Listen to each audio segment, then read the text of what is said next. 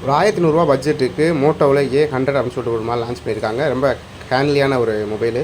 So அதிகபட்சம் ஒரு ரூ. 1000 1100 நம்ம பார்க்கக்கூடிய மொபைல் பார்த்திங்கன்னா பெருசாகவே இருக்கும். இது வந்து பார்த்திங்கன்னா மொபைலுக்குள்ளே மொபைல் கொடுத்துருக்காங்க. அதுபோக 800 mAh பேட்டரி இருக்குது. கூட பார்த்திங்கன்னா ஒரு சார்ஜரும் கொடுத்துருக்காங்க. இதுதான் அந்த மொபைல் பாக்ஸ்க்குள்ளே உள்ளது. இதில் ஒரே ஒரு சிம்மு மட்டும் நம்ம வந்து போட்டுக்கலாம். ரொம்ப ஹேண்ட்லியான இருக்குது. நீங்கள் நோக்கியா அப்படின்னு பார்த்தோம் அப்படின்னா ரூ. 1300 வரைக்கும் சிங்கிள் சிம்மில் இருக்குது. ஸோ ரூ. 200 பட்ஜெட் கம்மியாகவே பார்த்திங்கன்னா மோட்டோவில் போட்டிருக்காங்க. அதில் ஒரு சிங்கிள் சிம்மு மட்டும் போட்டுக்கலாம். ஃப்ளாஸு வழக்கம் போல் எப்பயுமே USB சார்ஜர் அந்த போர்ட்டும் கொடுத்துருக்குறாங்க. இது ரூ. 1000 பட்ஜெட்டுக்கு ஆன்லைன் ஒரு ஆஃப்லைன் ரெண்டுமே அவைலபிளும் இருக்குது. இதில் மொபைலோட ஹைலைட் என்னென்னு பார்த்தீங்க அப்படின்னா அந்த ஹேண்ட்லிங் தான். ரொம்ப காம்பேக்டாக இருக்குது மொபைல். ரொம்ப பாக்கெட் மொபைல் அப்படின்னு சொல்ல முடியாது. ஸோ அந்த மாதிரி காம்பேக்டாக இருக்குது. இந்த மொபைலை யூஸ் பண்ணுறதுக்குமே நார்மல் பிளாஸ்டிக் பட்டன் தான் கொடுத்துருக்காங்க. அந்த பட்ஜெட்டுக்கு இது ஒர்த்தான மொபைல் அப்படின்னு கூட சொல்லலாம். சில பேர் வந்து ரொம்பவும் அந்த பெரிய டச் ஃபோன் யூஸ் பண்ணிட்டு காம்பேக்டாக யூஸ் பண்ணுறவங்களுக்கு இது வந்து நல்லா யூஸ்ஃபுல்லாக இருக்கும். தேங்க்ஸ் ஃபார் வாட்சிங்.